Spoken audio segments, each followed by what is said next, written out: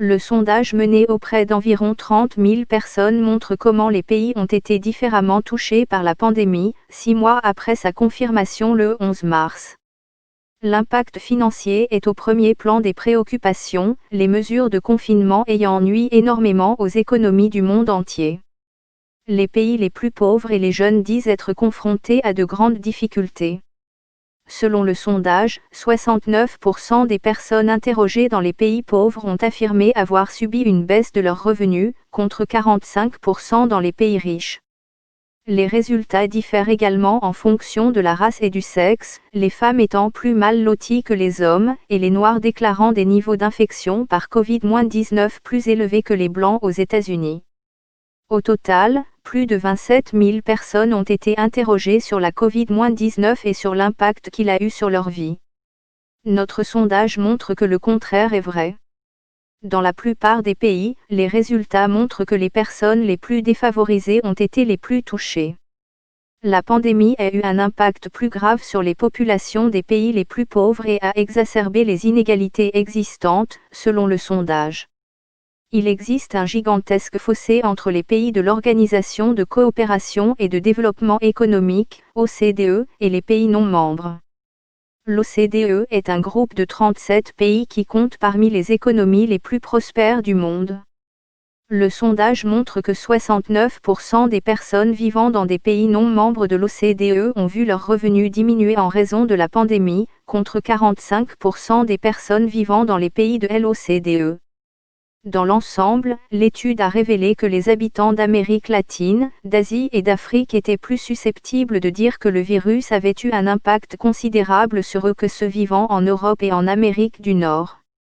Les personnes vivant au Kenya, 91%, en Thaïlande, 81%, au Nigeria, 80%, en Afrique du Sud, 77%, en Indonésie, 76%, et au Vietnam, 74%, sont une majorité à avoir été affectées financièrement.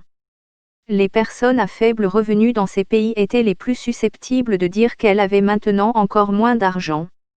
Mais paradoxalement, les personnes ayant des revenus élevés en Australie, au Canada, au Japon, en Russie et au Royaume-Uni étaient plus nombreuses à avoir été touchées financièrement par la pandémie que celles qui gagnaient le moins.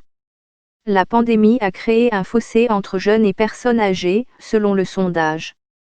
Les premiers disent avoir vécu une période plus difficile que les anciens.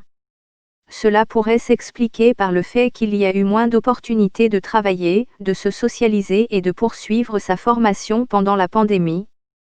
Quelque 55% de la génération Z, personnes nées entre le milieu des années 1990 et le début des années 2010, et 56% des millénials, personnes nées entre le début des années 1980 et le milieu des années 1990, estiment que la pandémie a fortement affecté leur vie.